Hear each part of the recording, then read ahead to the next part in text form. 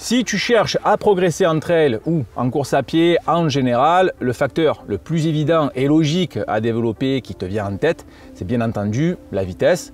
Nous connaissons pratiquement tous, ou on a entendu au moins parler une fois des séances de VMA, vitesse maximale aérobie, qui sont les séances les plus populaires pour développer la vitesse avec des séances d'effort intermittentes de type 30 secondes, 1 minute, etc. etc. Donc, comme son nom l'indique, ce type de séance va nous permettre de travailler notre vitesse à laquelle on atteindra un volume maximal de consommation d'oxygène. Au-delà, on passe dans un autre type d'effort que l'on qualifie d'anaérobie, qui se traduit littéralement sans oxygène. Or, dans les sports d'endurance, nous sommes clairement dans des efforts de type aérobie. Du coup, on pourrait en déduire qu'il n'y aurait aucun intérêt de travailler dans les filières différentes comme l'anaérobie à lactique avec des sprints. Eh bien, c'est faux. Et aujourd'hui, je vais t'expliquer pourquoi.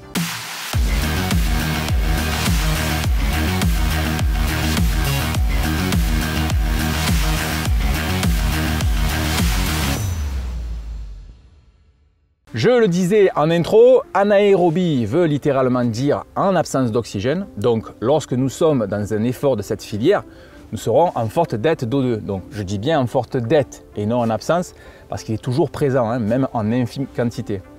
Cette même filière va se scinder en deux catégories avec des efforts de type lactique et alactique. C'est précisément dans cette dernière filière, alactique, dont nous allons parler aujourd'hui. Dans le cas de l'effort anaérobie lactique, l'effort est très intense, il est court d'environ 10 secondes et tire son énergie de la créatine phosphate et de l'ATP, donc pas de déchets.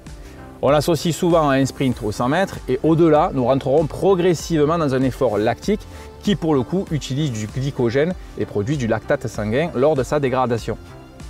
Pour finir, l'anaérobie lactique, c'est précisément la filière exploitée lorsque l'on veut travailler la force max. Après avoir fait ce petit rappel, la question que tu pourrais te poser et qui est légitime, c'est pourquoi je vais travailler de la force max alors que je veux progresser en sport d'endurance? Car oui, bien que ça semble paradoxal, la force maximale améliore tes performances et pour preuve, les marathoniens professionnels intègrent ce cycle dans leur préparation. Mais comment cela est possible? Pourquoi une filière que je n'exploiterai jamais en course va me rendre plus performant? Aujourd'hui, on sait pertinemment que le facteur de la performance en sport d'endurance, c'est pas seulement limité à la VO2 max. Parce qu'en effet, sur un panel de 10 athlètes élites, il se peut que cette valeur elle soit très proche, voire identique, mais quant à leur niveau, il peut en être tout autre.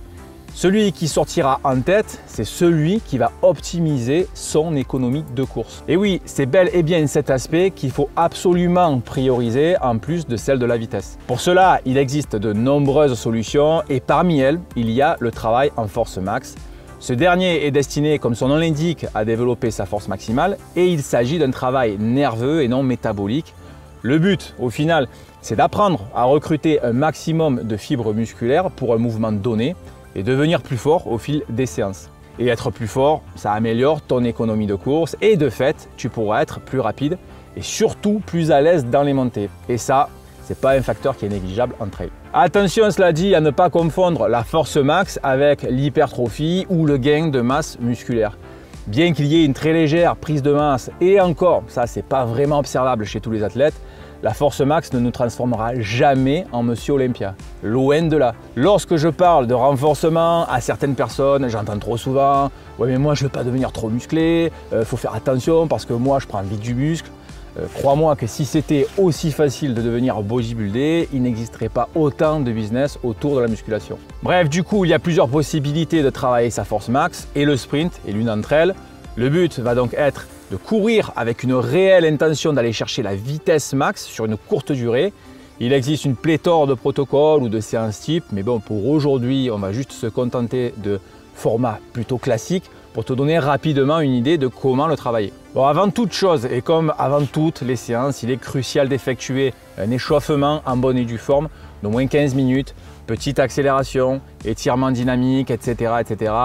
Étant donné le caractère super intense de la session, mieux vaut préparer ton corps à encaisser ce type d'effort, car d'un, tu réussiras mieux ta séance et de deux, tu éviteras d'éventuelles blessures stupides. On va partir sur un travail à intensité maximale et une récupération complète, c'est-à-dire 10 secondes de sprint sur le plat et 3 minutes de récupération en marchant. En fonction de ton niveau, tu peux répéter cet exercice de 4 à 10 fois et tu pourras bien entendu varier les séances par la suite en les effectuant en côte.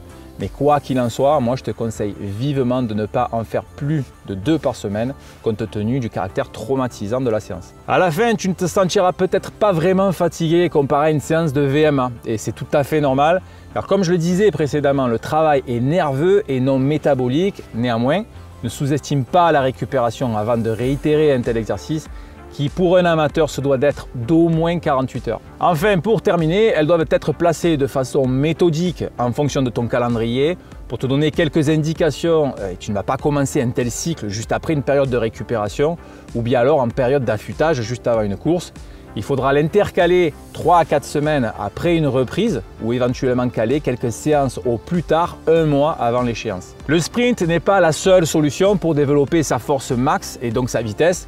Tu te doutes bien que le renforcement musculaire fait aussi partie du game. Et oui, même les marathoniens et les ultra-trailers font du squat lourd. Et pour cela, pas forcément besoin d'avoir une salle de sport avec des machines high-tech, non. Tu peux très bien le faire chez toi avec des outils très simples à partir du moment où tu connais les mouvements et les protocoles à respecter, comme je le propose dans mon programme avec TRX ou sangle de suspension que je propose sur Passion Trail. Tu sais désormais ce qu'est le sprint et ce qu'il apporte réellement dans un entraînement en course à pied et en trail. Pour résumer, il te permet d'être plus fort et comme je l'expliquais, cela permettra d'améliorer ton économie de course et d'être plus rapide et à l'aise à monter. Et voilà, c'est tout pour cette vidéo. J'espère que ça t'a plu. Si c'est le cas, le petit pouce bleu, ça fait toujours plaisir. Moi, ça m'encourage. Si tu as une quelconque question sur le sujet que l'on vient d'aborder, n'hésite pas à les poser dans les commentaires ci-dessous. Je me ferai un plaisir d'y répondre. Si tu n'es pas encore abonné à ma chaîne YouTube, n'hésite pas à le faire pour être tenu informé des prochains posts. Tu peux me suivre aussi sur les réseaux sociaux, Facebook, Instagram, où je poste pas mal de contenu. Quant à nous, on se dit à bientôt pour de prochaines vidéos. Et d'ici là, n'oublie pas, ne reste pas en bas, prends de la hauteur. Salut, ciao!